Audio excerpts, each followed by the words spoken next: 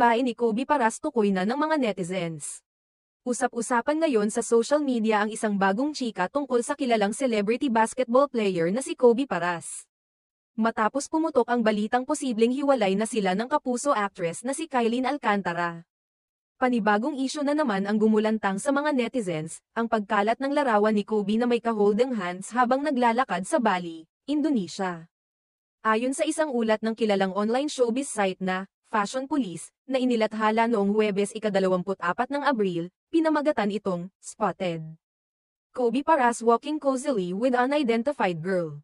Ang balita ay sinamahan ng mga kuha ng isang reader na nagpadala ng larawan kay FP, kung saan makikitang may kasamang babae si Kobe habang naglalakad, at hawak nila ang kamay ng isa't isa. Sa caption ng nasabing larawan, sinabi ng sender, "Fresh from Bali.